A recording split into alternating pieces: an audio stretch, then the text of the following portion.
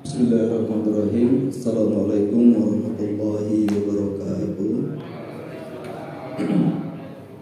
Alhamdulillahilladzi arsala rasulahu bil huda wa dinil haqq liyudhhirahu 'ala dini kullihi wa kafa billahi shahida. Asyhadu an la ilaha illallah wahdahu la syarika lah wa asyhadu anna Muhammadan 'abduhu wa rasuluhu alladzi la nabiyya ba'da. Allahumma shalli ala Muhammadin wa ala alihi wa ashabihi wa man tabi'ahum bi ihsan ila yaumil qiyamah wa ba'du. Qala Allah ta'ala fi kitabil karim, a'udzu billahi minasyaitonir rajim. Walladzina la yad'una ma'allahi ilahan akhar wa la yaqtuluna an-nafsa allati harrama Allah illa bil haqq wa la yaznun. Wa man yaf'al dhalika yalqa athama yudha'af lahu al-'adzabu yawmal qiyamati wa yakhlud fihi muhana illa man taba wa amana wa 'amila 'amalan shalihan fa ulaika yubaddilu Allahu sayyi'atihim hasanat wa kana Allahu ghafurur rahima. Wa man taba wa 'amila shalihan fa innahu yatubu ila Allahi mataba. Wa qala Rasulullah sallallahu alaihi wasallam at-taibu min adh-dhanbi kaman la dhanba lahu. Jemaah sidang salat maghrib Masjid Jami Al-Falah yang dirahmati Allah Subhanahu wa taala. Puji syukur selalu kita panjatkan kepada Allah Subhanahu wa taala. Pujian yang kita sampaikan sebagai bentuk syukur kepada Allah Subhanahu wa taala. Semakin banyak nikmat yang Allah berikan kepada kita, maka kita harus semakin bersyukur kepada Allah dengan cara, salah satunya dengan cara memperbanyak memuji Allah, itu berzikir kepada Allah Subhanahu wa taala. Salawat dan salam semoga terus lisan kita membasahinya untuk kita sampaikan kepada Rasulullah sallallahu alaihi wasallam. Mudah-mudahan dengan lisan kita yang memperbanyak salawat, bukan saja kita nanti di hari kiamat mendapatkan syafaat Rasulullah SAW, tapi dengan kita memperbanyak salawat, mudah-mudahan kita menjadi orang yang sangat didekatkan dengan Nabi sallallahu alaihi wasallam di surga tertinggi. Jamaah rahimakumullah, ada pesan yang disampaikan oleh Imam Hasan Albani. Beliau menyampaikan pesan kepada kita semasa hidupnya untuk kita terus berdoa kepada Allah Subhanahu wa taala. Salah satu doanya adalah kita meminta kepada Allah agar tidak diwafatkan kecuali Allah telah mengampuni semua dosa kita. Ya, kita minta terus kepada Allah Subhanahu wa taala, ya Allah, jangan wafatkan aku kecuali Engkau telah mengampuni semua dosa-dosaku. Kenapa demikian? Karena satu dosa di hari kiamat yang belum Allah ampuni itu akan sangat memberatkan kita. Maka satu dosa kecil, sekecil apapun, jika di hari kiamat tidak Allah ampunkan dulu, maka sebanyak apapun amal kita tidak bisa membuat kita masuk surganya Allah Subhanahu wa taala. Sebanyak apapun amal kita, kalau ada dosa yang belum diampunkan Allah di hari kiamat, maka kita terhalang masuk surga. Di sini saya pernah menyampaikan dulu tentang kisah Saqalin Nabi, tentang kisah asisten pribadi Nabi di bidang logistik. Ya, kemana-mana kalau Nabi musafir, dialah yang selalu mempersiapkan segala perbekalan Nabi, dan dia yang membawanya. Namanya Kirkiro. Ya, mungkin Bapak pernah pasti ingat saya pernah sampaikan di sini tentang kisah sahabat Nabi yang bernama Kirkiro. Ya, Kirkiro ini adalah Saqalin Nabi, ya, asisten Nabi di bidang logistik. Ya. Jadi kebutuhan logistik Nabi ketika musafir, dialah yang mempersiapkan, dia yang membawa dan dia menjaga. Betapa luar biasa dia dekatnya dengan Nabi, menjadi orang kepercayaan Nabi dan sangat berkhidmat kepada Nabi. Ya, betapa besar pahala yang didapatkan, betapa besar iman yang dia miliki, karena hampir setiap saat bersama Rasulullah SAW. Tapi begitu dia meninggal dunia, kata Nabi, dia masuk neraka. Begitu dia meninggal dunia, dia masuk neraka. Karena divonis sama Nabi masuk neraka, maka para ulama beda pendapat apakah Kirkiro sahabat atau bukan sahabat. Ya, kira-kira sahabat Nabi itu bukan sahabat Nabi, Pak. Ya. Karena kan syarat sahabat Nabi itu kan ada 3, Pak, ya. Seseorang disebut sahabat Nabi ada 3. Yang pertama berjumpa dengan Nabi. jelas kita bukan sahabat Nabi karena kita nggak berjumpa dengan Nabi. Yang kedua, syarat sahabat Nabi itu adalah dia beriman kepada Nabi. Dan yang ketiga, meninggal dalam keadaan beriman. Ya. Ada juga Pak yang beriman kepada Nabi, tapi begitu dia pas meninggal, dia dalam keadaan tidak beriman. Ar-Rajal misalkan Pak ya. Ada seorang laki-laki bernama Ar-Rajal, hafal Quran Pak. Ya, dia termasuk sahabat yang sangat setia dan cerdas. Tapi ternyata dia meninggalnya dalam keadaan beriman kepada Musailamah Al-Kazzab yang mengaku Nabi palsu ya. Maka dia tidak disebut sahabat. Ya, kenapa? Karena syarat yang ketiga tidak ada pada dirinya. Ya. Kita beriman kepada Nabi insya Allah Pak. Dan mudah-mudahan kita dalam keadaan beriman nanti diwafatkan. Tapi tetap kita bukan sahabat karena kita tidak berjumpa dengan Nabi ya. Tidak berjumpa dengan Nabi ya. Makanya ya, ada seorang tabi'in utama ya, Uwais Al-Qarni Pak, hidup dengan Nabi, hidup sezaman dengan Nabi. Dia beriman kepada Nabi dan meninggal dalam keadaan beriman kepada Nabi Pak. Tapi dia tidak disebut sahabat walaupun hidup sezaman karena dia tidak pernah berjumpa dengan Nabi. Makanya para ulama mengatakan Uwais Al-Qarni adalah sebaik-baiknya tabi'in. Abu Bakar adalah sebaik-baiknya sahabat. Nah, Kirkiro Pak, Kirkiro ini meninggalnya 3 syarat ada pada beliau. Ya, dia berjumpa dengan Nabi, beriman kepada Nabi, dan meninggal juga dalam keadaan beriman. Ya, tapi masuk neraka. Apakah dia sahabat Nabi atau bukan? Ya, karena di dalam surat ke-9, ayat ke-100 Pak, Allah jamin semua sahabat Nabi masuk surga. Itu masalahnya Pak. Ya, Allah jamin semua sahabat Nabi masuk surga. Sementara kira-kira sama Nabi dijamin neraka, padahal syarat sahabat ada pada dirinya. Nah, kira-kira ini Pak kemudian diperdebatkan oleh para ulama apakah dia sahabat atau bukan. Ya, kalau saksi Pak tetap mengatakan dia sahabat. Itu saya berpendapat saya Pak ya. Ya, walaupun dia meninggal dalam keadaan neraka. Kenapa demikian Pak ya? Kenapa setingkat kira-kira yang setiap saat sering berjumpa dengan Nabi ya dan beriman kepada Nabi matinya masuk neraka? Karena ternyata ada satu dosa yang tidak Allah ampunkan Pak. Ya, dia berkhianat kepada Nabi Pak ya. Begitu kira-kira meninggal dunia, Nabi katakan dia finnar, dia masuk neraka. Maka sahabat menggeledah isi rumah kira-kira Pak. Ternyata begitu digeledah isi rumah kira-kira Pak, didapati mantel yang murah yang diambil oleh kira-kira dari harta rampasan perang tanpa seizin Nabi. Ya, jadi suatu hari Pak dalam satu peperangan kaum muslimin memenangkan satu peperangan itu, kemudian Nabi menitipkan harta rampasan perang kepada kira-kira.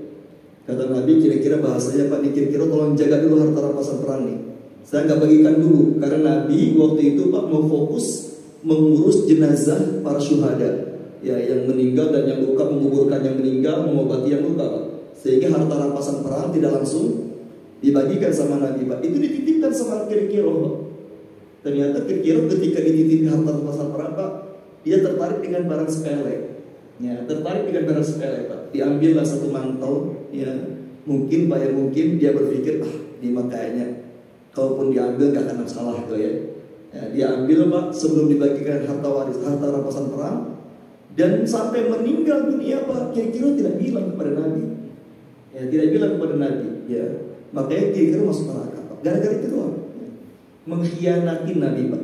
Ya, diamanai harta, kemudian ada sekecil harta yang paling kecil dia ambil Pak ya. Dia ambil Pak ya. Hari ini Pak ya, mohon maaf ya, hari ini Pak betapa banyak orang yang menyepelekan amanah harta Pak ya. Ya, mohon maaf Pak ya, kita banyak melihat hari ini Pak ya. Ya, aset milik kantor dimanfaatkan pribadi, ya, bahkan dibawa pulang ke rumah dimiliki Pak. Karena mungkin menganggap sekali ya. Cuma satu pulpen doang ya, satu lembar kertas doang misalkan Pak ya. Nah, ini padahal kira-kira juga Pak itu dan neraka.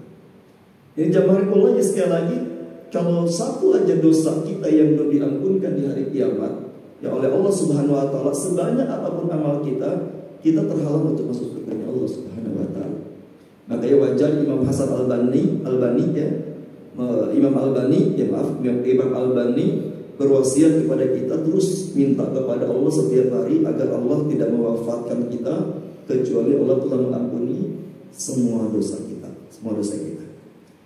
Jamaah rahmatullah ya, di dalam buku trilogi akhirat ya, dalam buku teologi akhirat dalam bab Padang Mahsyar disebutkan bahwa dosa yang pernah dilakukan oleh manusia, termasuk oleh kita Pak ya.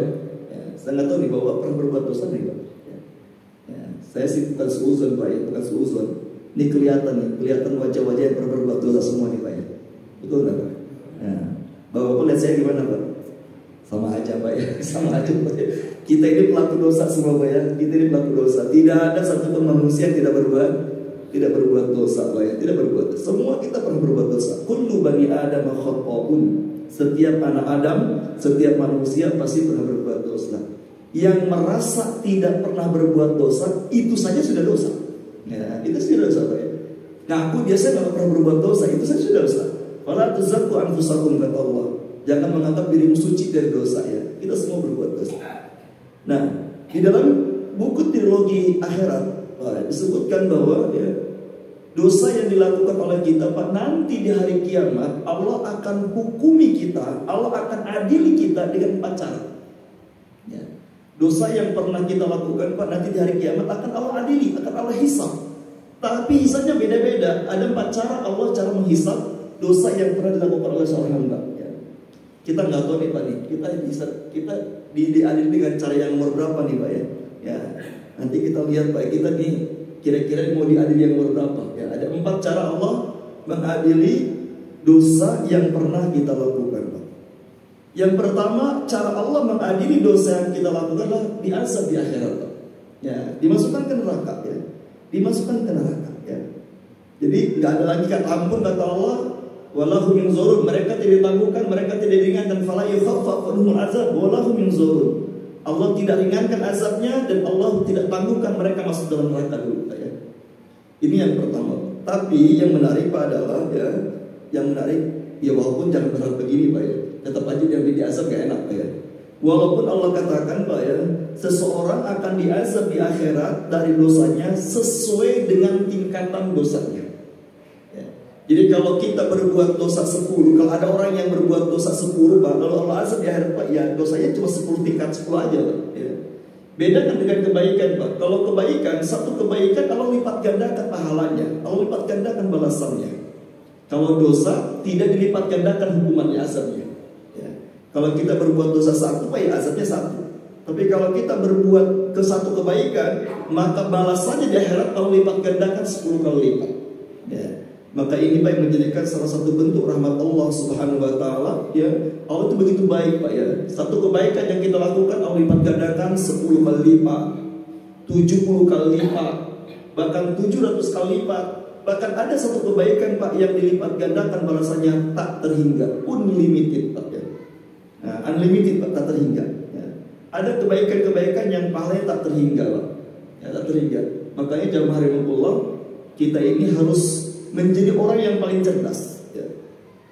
Menjadi orang yang paling cerdas itu adalah saat kita sudah tidak bisa beramal lagi, tapi kita terus dapat kiriman pahala amal sampai kiamat ya. Makanya Pak ada namanya amalan yang pahalanya mengalir sampai hari kiamat Pak. Ini namanya amalan tak terhingga ya. Amalan tak terhingga. Makanya kita harus punya amalan Pak, yang amal ini investasi terbaik kita ya, investasi terbaik kita. Yang dimaksud investasi terbaik adalah kita sudah meninggal, sudah tidak bisa beramal, tapi tetap kita dapat pahala amal sampai hari kiamat. Sampai hari kiamat. Masya Allah Pak ya. Salah satunya adalah Pak ya, salah satunya adalah amalnya banyak Pak, mewakafkan Al-Quran, bersubsidi, Bapak berkontribusi membangun masjid Pak ya, kemudian mengalirkan air, kemudian menanam satu pohon Pak ya. Itu jangan main-main Pak ya. Nanam satu pohon itu kata Nabi Pak, itu pahalanya mengalir sampai hari kiamat Pak. Satu pohon yang kita tanam dengan tangan kita Pak. Tapi di tempat kita Pak ya, jangan tempat orang Pak ya. Ditanam tempat orang, diklaim pula oleh kita Pak ya. Ini kan banyak di kita Pak ya. Ditanam di depan rumahnya, ditanam di depan rumahnya, bagian dari jalan umum, begitu tumbuh berbuah, diklaim itu milik dia yang nanam Pak. Padahal itu ditanam di tanah umum Pak ya, di fasum Pak ya. Kalau di tanah umum tumbuh berarti milik siapa Pak? Milik umum Pak, walaupun komedi yang tanam duriannya ya. Tanam durian depan rumah ya itu duriannya milik umum tuh Pak ya. Jangan diklaim milik sendiri tuh Pak ya.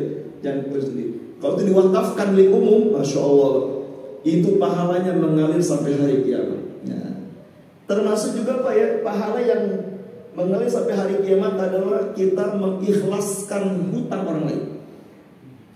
Ada orang yang punya hutang sama kita Pak. Ya, ada orang yang punya hutang sama Bapak 1 miliar. Ya, 1 miliar. Kemudian orang itu datang kepada Bapak, belum sanggup bayar, Bapak bilang, sudah saya ikhlaskan, nggak usah dibayar.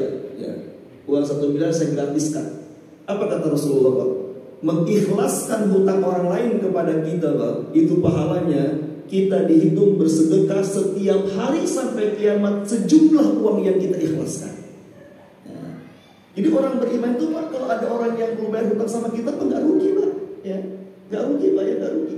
Ya, apalagi kata Nabi hadis yang lain, kalau kita memberi tempo, orang punya hutang sama kita, jatuh tempo, orang itu dia belum mampu membayar hutang Pak, maka setelah kita memberikan tempo kepada dia, memberikan penangguhan kepada dia karena dia belum sanggup bayar Pak, itu kita nggak rugi Pak di mata Allah.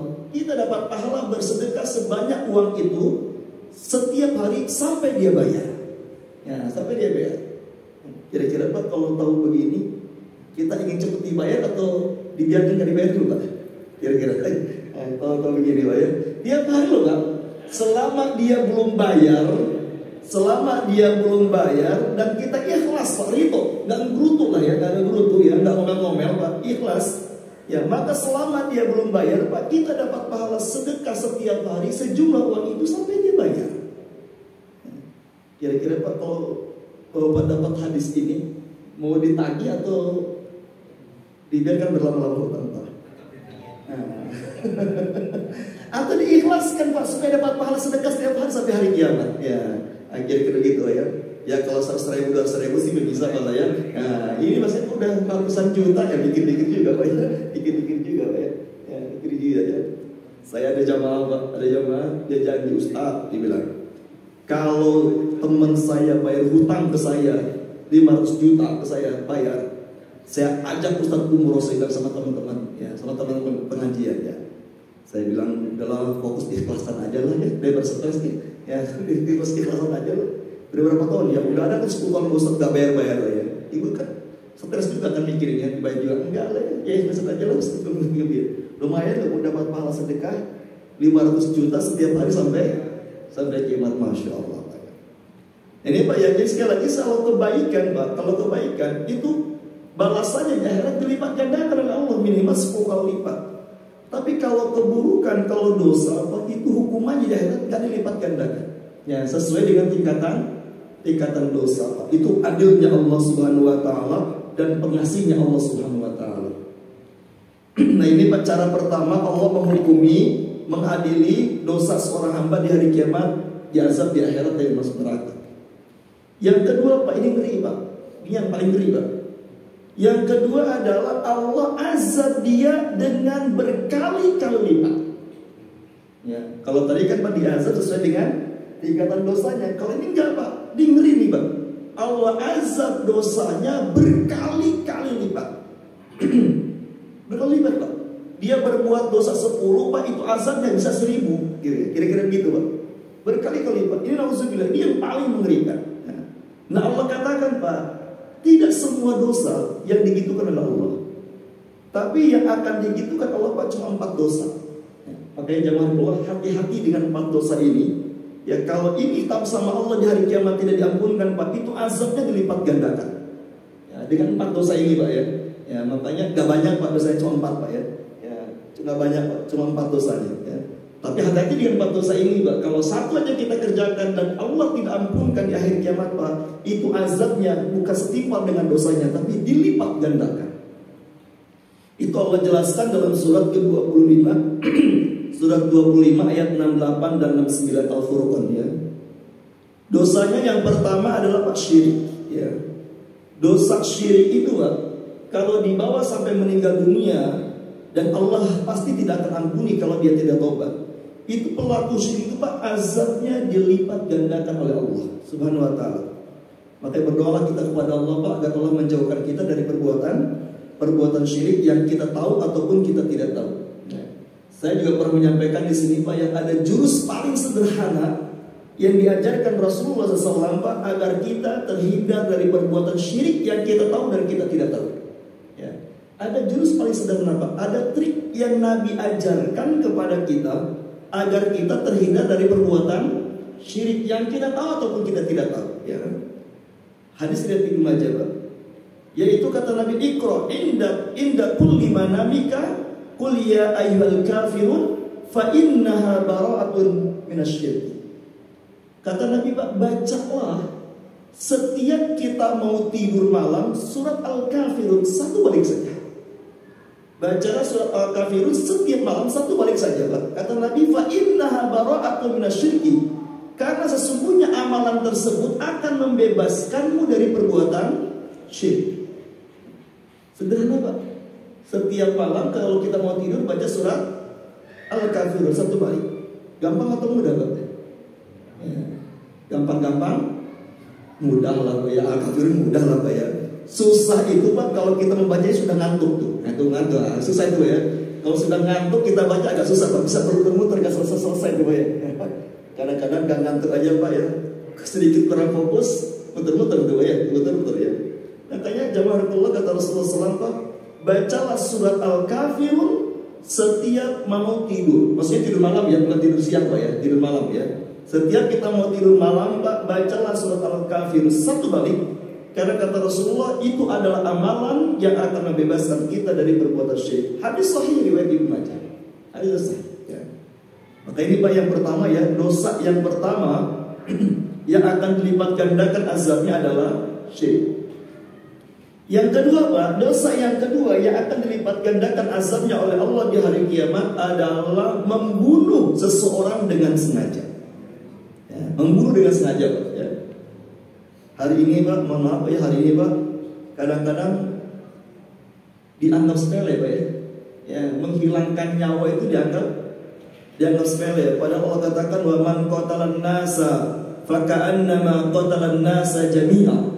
Dalam surat ke-5 ayat 30, surat ke-5 itu, Pak ya, surat Al-Maidah. Allah katakan, barang siapa yang membunuh seorang manusia dengan sengaja, maka dosanya dia dihukumi seperti membunuh seluruh manusia dalam semesta. Kalau hari ini ada manusia 6 miliar misalkan, Pak, di dunia ini ada 6 miliar manusia, lalu si fulan membunuh seorang aja manusia, Pak, maka dosa yang akan dia tanggung, azab yang akan dia terima di hari kiamat, Pak, itu seperti dia membunuh 6 miliar manusia. Subhanallah ya. Makanya ya, ini membunuh ini perkara yang jangan dianggap main-main, Pak ya. Jangan main-main, Pak ya. Rasulullah mengatakan, Pak ya, membantu dalam proses pembunuhan walaupun hanya dengan satu kata, Pak, azabnya sama. Ya. Membantu pembunuhan walaupun cuma dengan satu kata, itu azabnya sama. Ya, azabnya sama. Ya. Ya, azabnya sama, Pak. Contoh misalkan gini, Pak, ini gimana cara bunuh si fulan nih? Ya, dia cara bunuhnya. Ada yang katakan, sudahlah racun aja. Ya. Itu kan cuma satu kata, Pak. Dua kata ya, racun ya. Diracun misalkan, Pak. Betul, diracun, Pak, mati dia, Pak. Maka yang punya ide dengan satu kata itu, Pak, itu azabnya sama dengan yang eksekusinya ya. Apalagi yang mendanainya, Pak ya. Apalagi apa namanya, Pak, otak intelektualnya, Pak ya. Nah itu jangankan punya otak intelektual, Pak, satu kata saja kita membantu pembunuhan, nah itu sama ya, itu sama ya. Bahkan, Pak, bukan hanya membunuh kata Rasulullah, Pak ya. Bukan membunuh, Pak, kita, Pak, bergembira dengan terbunuhnya seorang muslim, senang ya. Ada nggak orang yang senang ketika seorang muslim terbunuh, Pak? Ya, mohon maaf ya, ketika 6 laskar FPI terbunuh, itu ada orang-orang yang senang, Pak ya, ada orang senang. Rasulullah mengatakan, Pak, senang dengan terbunuhnya seorang muslim, Pak. Kita cuma senang aja. Kita senang ada seorang muslim terbunuh, Pak ya, seorang muslim. Mohon maaf, Pak, misalkan yang terbunuhnya itu adalah yang kita benci, Pak ya, tapi dia muslim. Yang terbunuhnya dia muslim, tapi misalkan dia koruptor misalkan, Pak ya, koruptor. Kita senang, Pak, dia terbunuh, Pak. Kita senang. Apa kata Rasulullah, Pak? Orang yang senang dengan terbunuhnya seorang muslim, Pak, maka seluruh pahala amalnya habis. Seluruh pahala amalnya habis, Pak. Ya. Kemarin, Pak, ada 6 laskar FPI terbunuh, ya. Terbunuh, ada orang yang bergembira, Pak. ada orang yang bergembira. Seorang muslim yang bergembira dengan terbunuhnya seorang muslim, Pak, maka seluruh pahala amalnya habis. Nah, itu baru Pak bergembira. Gimana yang mengeksekusinya, Pak, ya, eksekusinya ya. Nah, jadi nanti Pak ada orang yang tertipu dengan amalnya. Dia merasa sudah banyak berbuat baik, tapi ternyata tidak ada kebaikan sedikit pun yang dia miliki, Pak. Kenapa? Karena ternyata dia melakukan dosa, yang dosa itu menggugurkan seluruh pahala amal, Pak. Ada 14 dosa, Pak, ya.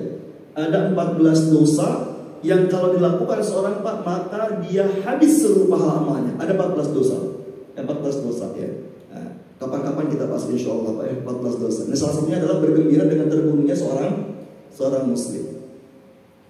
Ini yang kedua, Pak, ya, dosa yang azabnya akan dilipat gandakan, yang kedua adalah membunuh dengan sengaja. Dan yang ketiga, jamaahullah, ya, dosa yang akan dilipat gandakan adalah berzina, ya. Berzina, ya. Berzina itu termasuk dosa yang dilipat gandakan azabnya.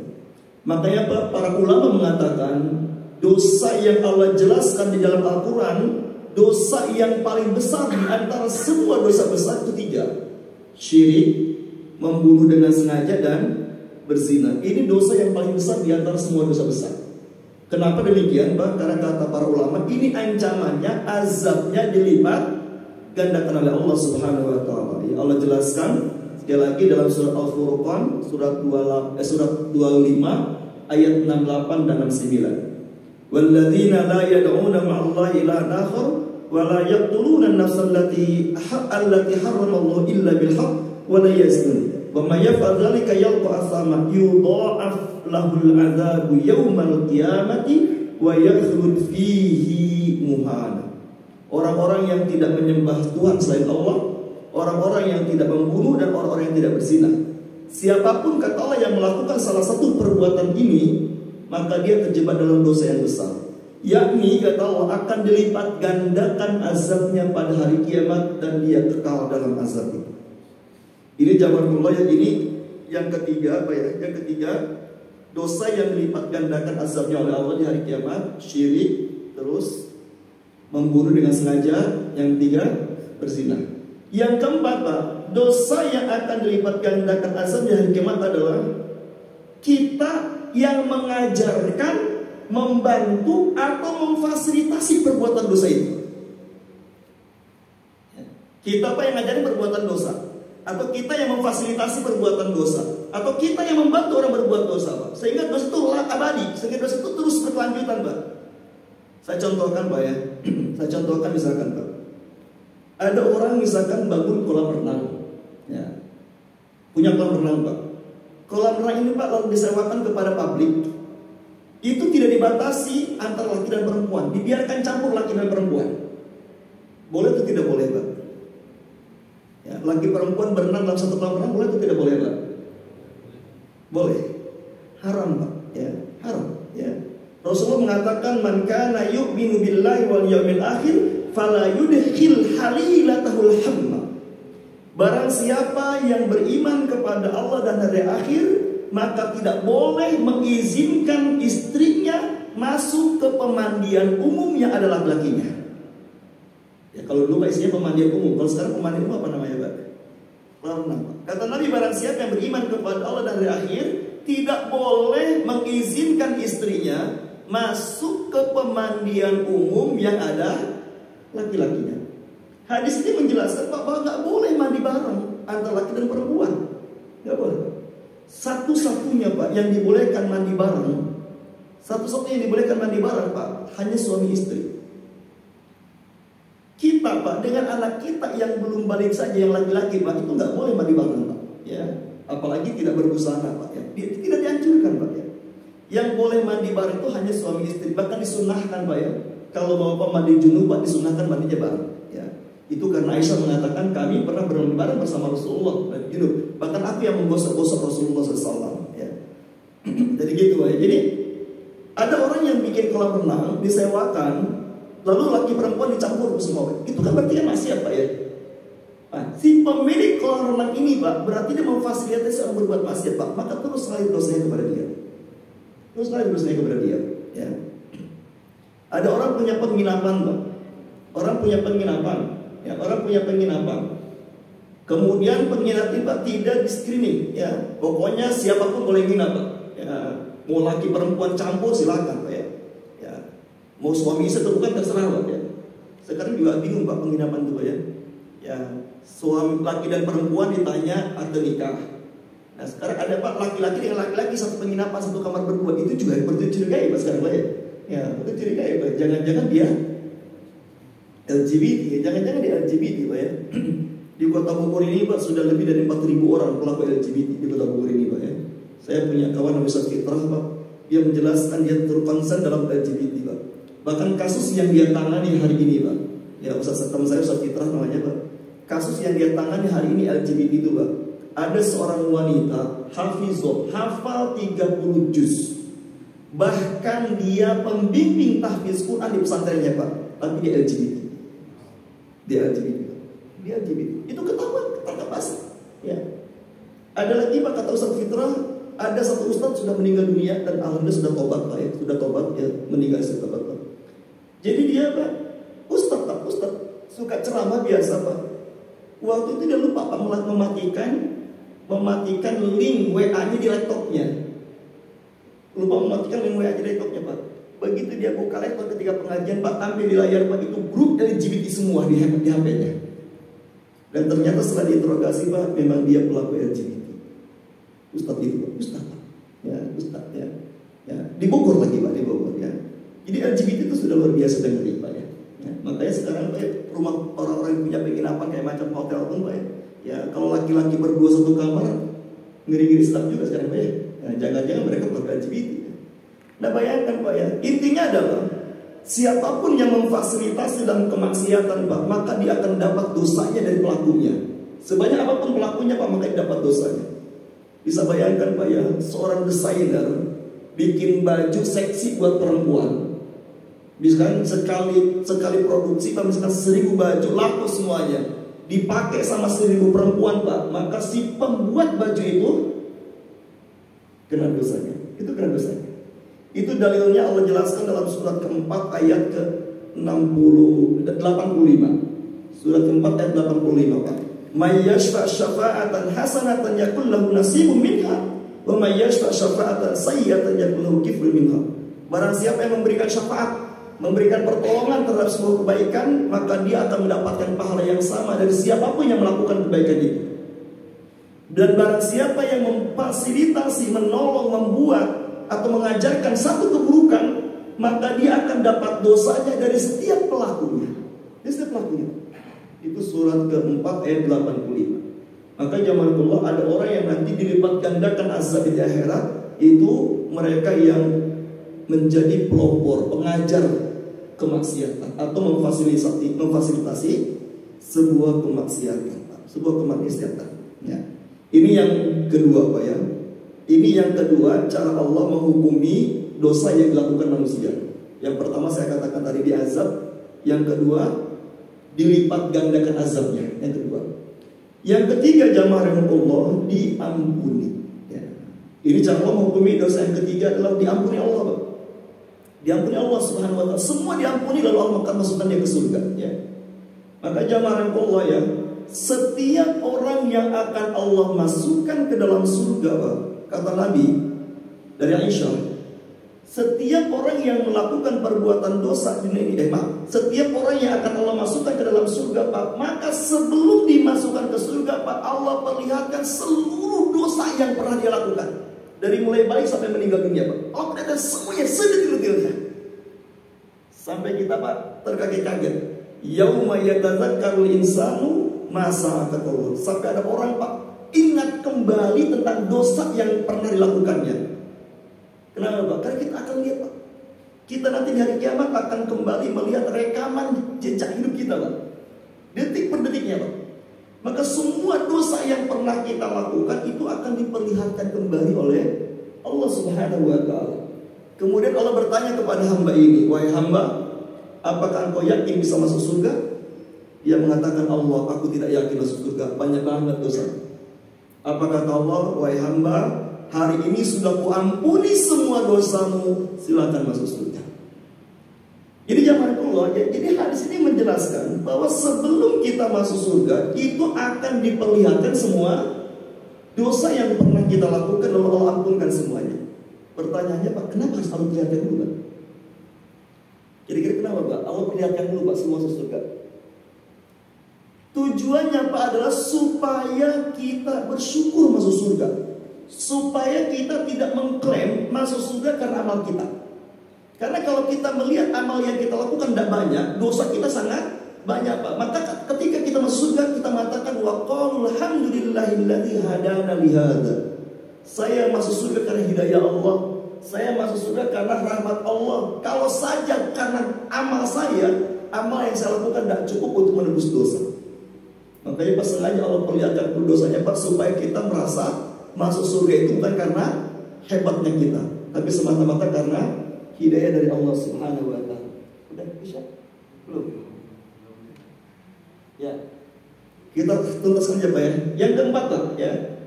Yang keempat, Pak, Allah menghukumi dosa yang pernah kita lakukan ini, Pak. Ini yang paling menarik, Pak. Ya, ini yang paling menarik, Pak. Ya. Kalau saya, Pak, berharap yang nomor 4, Pak. Yang pertama tadi diazab, yang kedua dilipat gandakan azabnya, yang ketiga diampuni semuanya, Pak. Yang keempat, Pak, ini paling menarik, Pak. Diampuni dan dijadikan dosanya menjadi pahala. Dosanya selain diampuni, Pak, dan dosanya selain diampuni, maka dosa-dosa yang pernah dilakukan hamba ini, Pak, semuanya diubah menjadi pahala. Nah, ini Pak yang paling keren nih, Pak. Ini apa yang kita inginkan, Pak. Misalkan kita punya dosa 5 miliar, Pak. Ya, kita punya dosa 5 miliar. Kemudian nanti di hari kiamat, Pak, begitu dihisab, Pak, kata Allah, aku sudah kuampunkan dosamu, dan dosamu yang 5 miliar aku rubah menjadi 5 miliar pahala. Masya Allah. Ini maha baiknya Allah, Pak. Dan ini yang paling kita harapkan. Ini nanti kita akan bahas dalilnya, Pak, ya. Ibaratnya gini, Pak. Kalau saya punya hutang ke bapak-bapak 10 juta, ya, saya punya hutang ke Ustaz Ahmad, Pak, 10 juta misalkan, ya. Ya, saya bilang nanti insya Allah 1 Maret saya bayar. Begitu 1 Maret saya datang ke Ustaz Ahmad, mohon maaf saya belum bisa bayar hutang saya. Saya ingkar janji belum bisa bayar karena qadarullah ekonomi saya lagi kurang baik. Ya, saya Pak, mohon maaf lah ke Ustaz Ahmad bahwa saya belum bisa bayar hutang 10 juta. Kata Ustaz Ahmad, Ustaz Rofi, udah hutang 10 juta saya anggap lunas. Itu, Pak, namanya ibarat dosa diampuni. Kemudian Ustaz Ahmad ngambil lagi uang 10 juta. Nih, karena Ustaz Rofi sekarang ekonominya lagi pas-pasan, nih hutang 10 juta saya lunas, dan ini saya kasih lagi sekarang 10 juta. Ada, Pak, orang di dunia kayak gitu, Pak? Ada nggak kira-kira, Pak? Ada. Kalau ada tolong kasih tahu saya, Pak, ya. Suruh pinjam, Pak, ya. Lumayan, Pak, ya. Kayaknya nggak ada lah, Pak, ya. Sudah diikhlaskan saja sudah luar biasa. Ini enggak, Pak. Allah kasih lagi.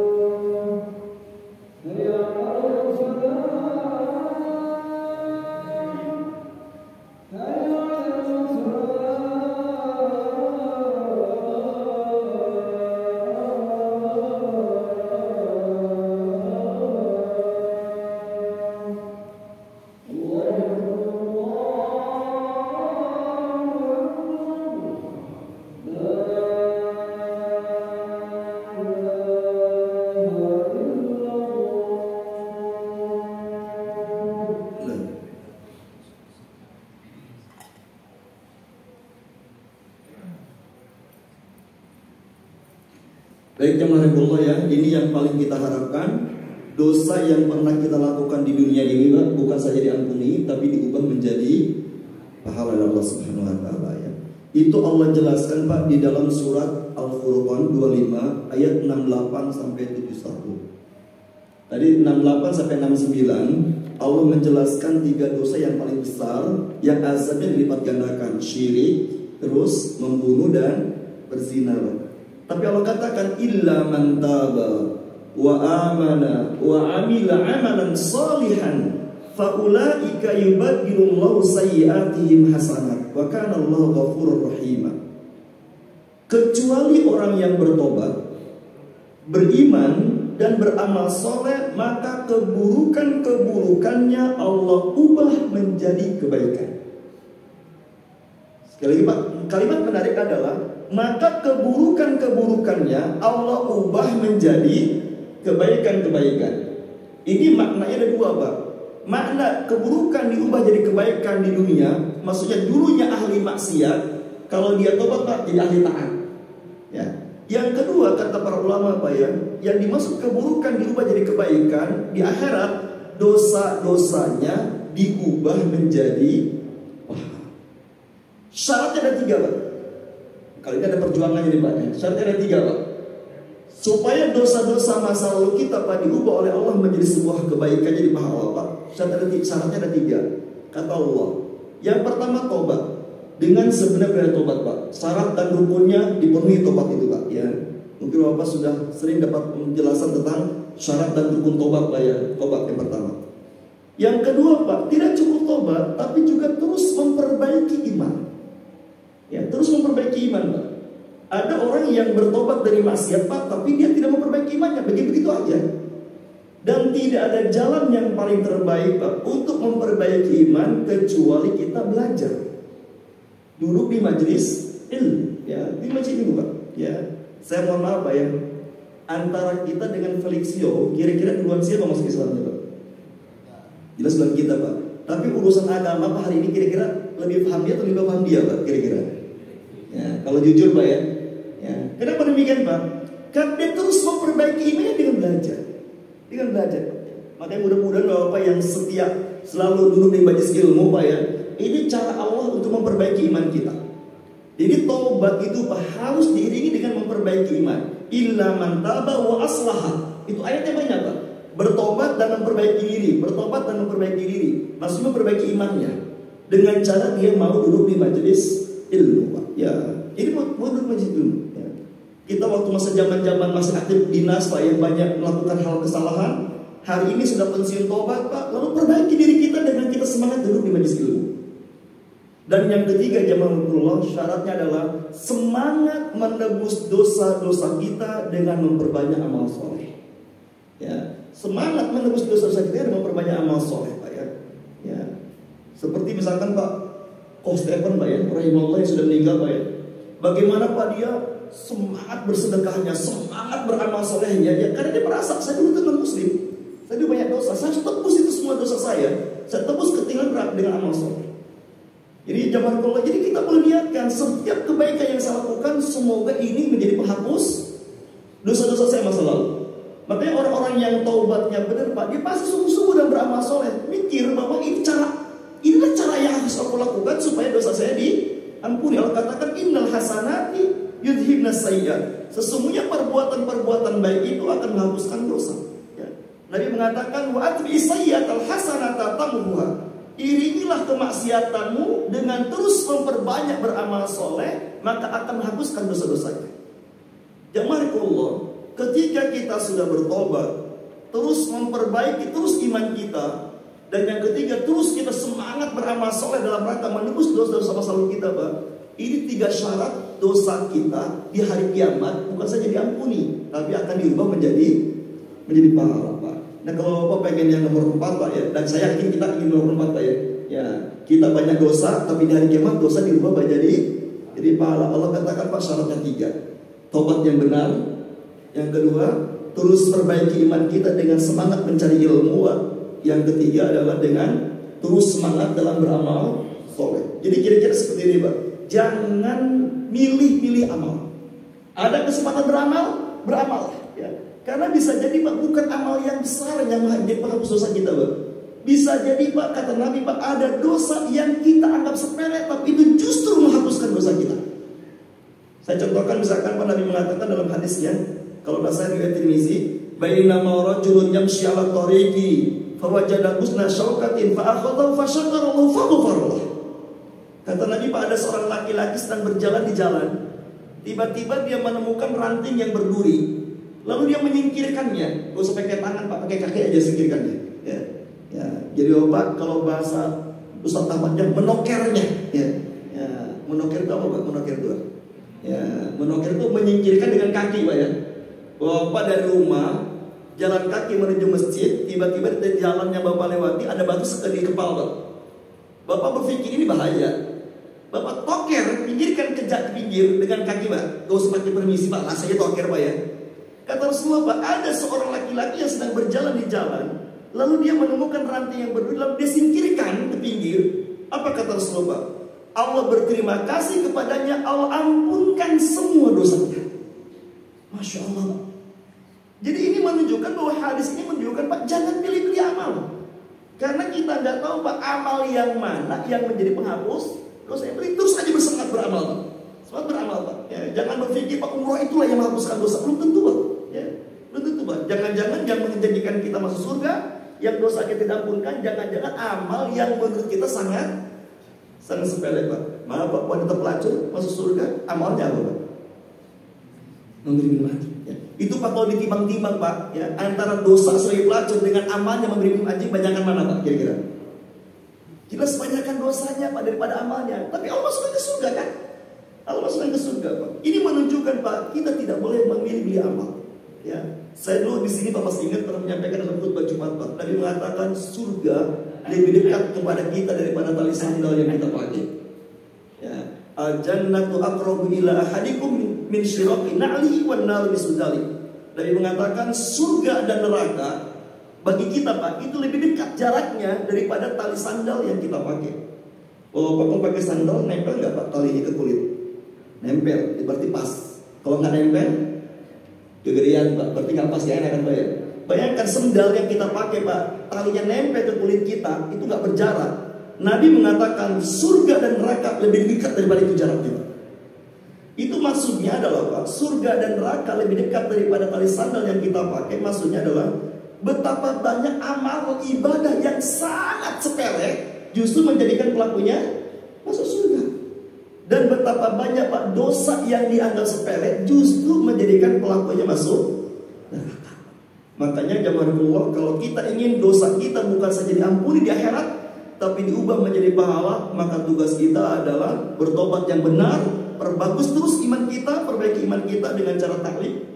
Yang ketiga dengan cara terus bersemangat beramal soleh, dan jangan pilih-pilih amal soleh. Ada kesempatan beramal, beramal. Ya.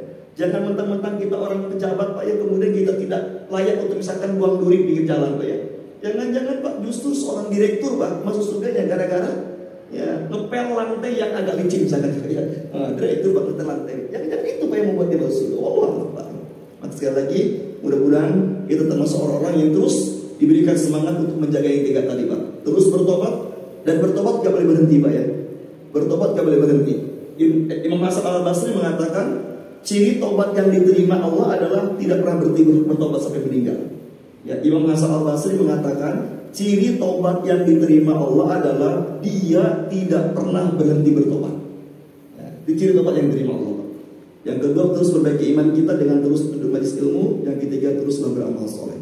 Mudah-mudahan dengan kita semangat menjaga yang tiga ini Pak, bukan saja dosa-dosa kita diampunkan Allah Subhanahu wa taala, tapi di hari kiamat Pak, dosa-dosa kita diubah oleh Allah menjadi pahala. Dan ini yang paling kita harapkan. Allah yang ngomong di dalam Al-Qur'an Pak. Mudah-mudahan ini yang kita dapatkan. Allah jauhkan kita dari yang nomor 1, itu di azab, apalagi yang nomor 2 Pak, dilipat gandakan azabnya. Kita berharap dosa yang pernah kita lakukan Pak, Allah adili dengan cara yang keempat tadi. Wallahu a'lam bishawab. Mudah-mudahan ada manfaatnya. Hadanallahu wa iyyakum ajmain. Subhanakallahumma bihamdika asyhadu an la ilaha illa anta astaghfiruka wa atubu ilaik. Mohon maaf atas kekurangannya. Wassalamualaikum warahmatullahi wabarakatuh.